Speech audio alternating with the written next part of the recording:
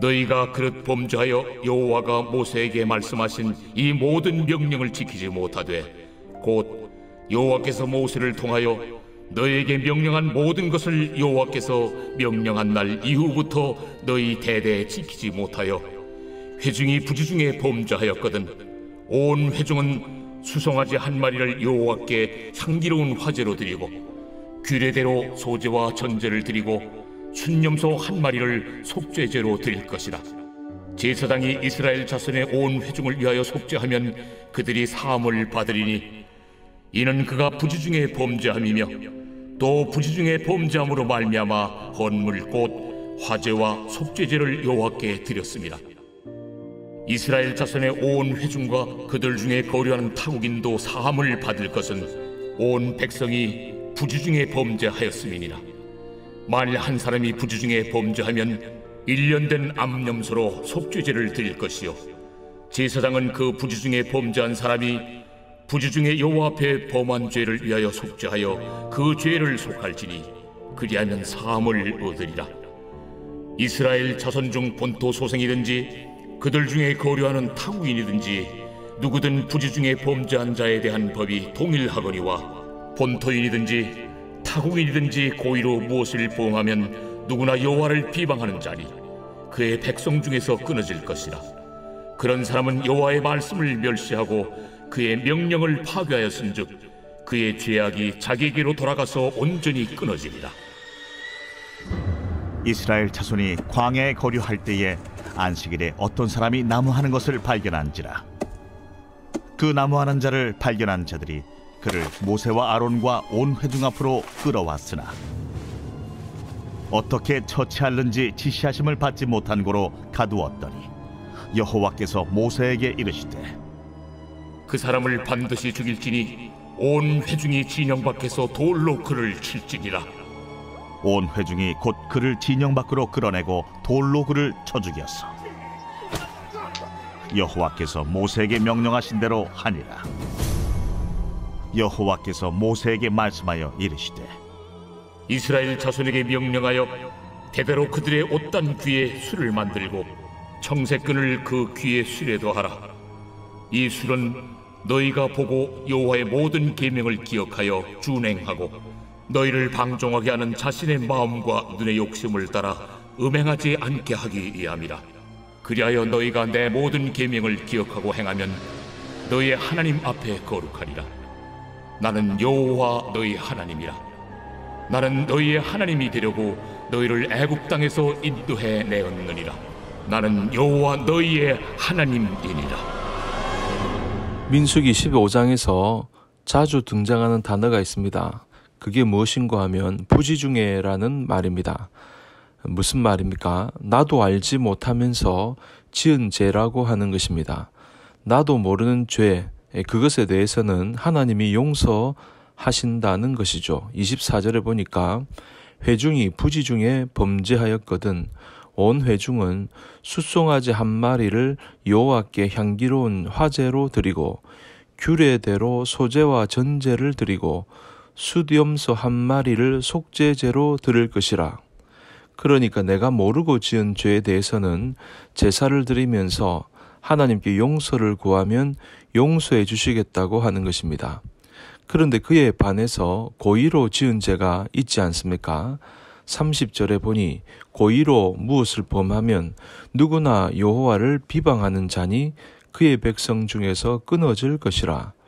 고의로 죄를 범하면 의도적으로 죄를 범하면 하나님이 어떻게 생각하시는가 하면 31절에 보니 그런 사람은 여호와의 말씀을 멸시하고 그의 명령을 파괴하였은즉 그의 죄악이 자기에게로 돌아가서 온전히 끊어지리라.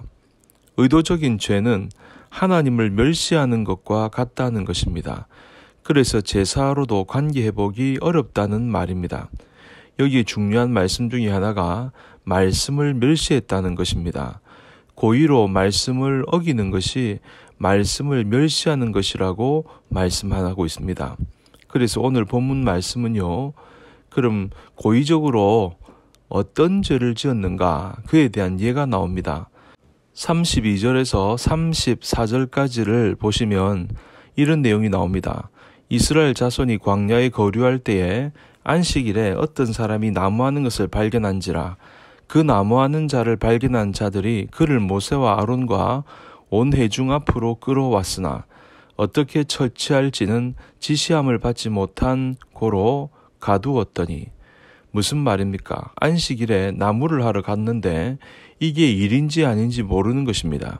그리고 이 사람이 일을 했다면 어떻게 처벌을 해야 할지도 모르는 것입니다. 왜냐하면 안식일에 일을 하지 말라는 것을 알고 있습니다. 그리고 안식일에 일하는 자는 죽임을 당합니다. 출애굽기 31장 14절에 보니까 그날에 일하는 자는 모두 그 백성 중에서 그 생명이 끊어지리라. 또 안식일에는 불도 피우지 말라고 출애굽기 35장 3절에 말씀하고 있습니다.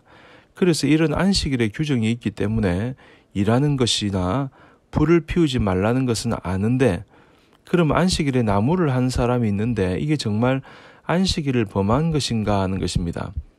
보니까 모세도 잘 모르는 거예요. 그러니까 35절에 뭐라고 합니까?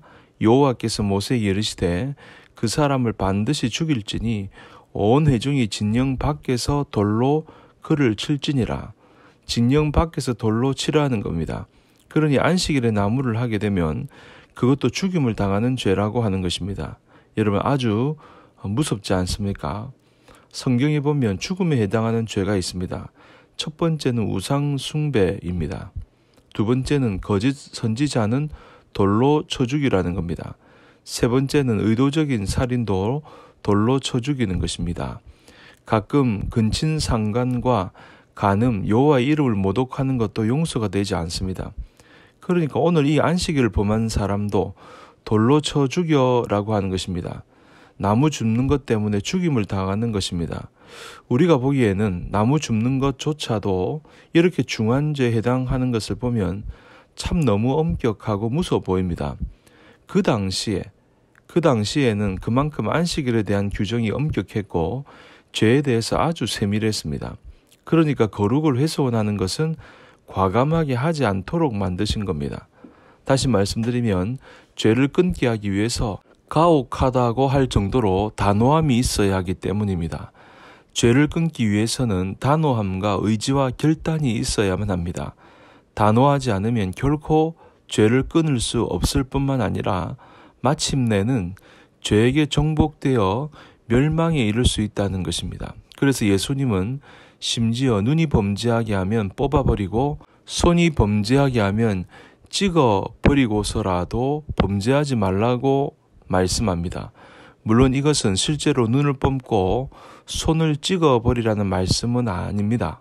다만 눈을 뽑고 손을 찍어버릴 정도로 단호하게 죄를 끊으라는 말씀인 것입니다. 또 한 가지 이스라엘 자손들에게 명한 것이 하나 있는데 38절에 보면 이스라엘 백성들에게 대대로 그들의 옷단 귀에 술을 만들고 청색끈을 그 귀의 술에 더하라. 이것은 여러분 유대인들의 옷을 보면 끈처럼 옷에 매달려 있는 것이 있습니다. 눈에 보여질 정도로 만든 것입니다. 게다가 청색끈을 더하라고 한 것은 청색이니까 잘 보일 게 아닙니까? 그러니 명확하게 보여지도록 하는 것입니다. 옷단기를 왜 만드는가 하면요. 그것을 보면서 39절에 계명을 기억하고 준행하고 너희를 방종하게 하는 자신의 마음과 눈의 욕심을 따라 음행하지 않도록 하기 위함이다. 여기서 음행은 우상 숭배를 말하는 것입니다. 그러니까 그 옷단기를 보면서 어떤 생각을 하는가 하면 자신을 보게 만드는 것입니다. 그래 나는 음행을 하면 안 돼. 우상 숭배하면 안 되고 하나님만 섬겨야 돼. 하나님을 정말 잘 섬겨야 돼. 그것을 옷단기를 보면서 다시 한번 기억하게 하는 것입니다. 오늘날로 말하면 십자가 목걸이와 같은 것이라고 할 수 있겠죠. 아니면 극동방송 스티커를 뒤에 붙인다든지 하여튼 그리스도인임을 나타내는 어떤 이미지라고 할 수 있습니다. 차량에 붙이는 교회 표식이라든지 그런 이미지라고 할 수 있죠. 이것을 붙이고 다니면 어떻습니까? 그리스도인으로서 조금 더 정직하고 정결한 모습으로 살아갈 수 있습니다. 그 표시 때문에 자신을 돌아보면서 정직하고 정결하게 살려고 노력을 한다는 것입니다. 그래서 그런 의미로 옷에 달려있는 끈을 통해서 내가 하나님의 사람으로 인식하고 하나님의 사람으로 살아갈 것을 결심하는 그런 귀한 도구가 되는 것입니다. 이것을 찌찌트라고 하고 있습니다. 하나님의 사람임을 나타내는 옷단기와 같은 그런 도구를 찌찌트라고 하는 것입니다. 이 찌찌트를 보면서 내가 음행하지 않도록 또 정결하게 살 수 있도록 하는 것을 말하는 것입니다. 이것은 우리가 그리스도인으로서 살아가면서 모든 생활 전반에 그리스도인으로 사람들에게 보여지도록 하기 위함입니다. 그리스도인이기 때문에 더 조심하고 더 정결하고 더 그리스도인다운 모습을 보여주는 것입니다. 전방위적인 삶을 보여줌으로써 그리스도인의 삶을 보여주도록 말씀하고 있는 것입니다.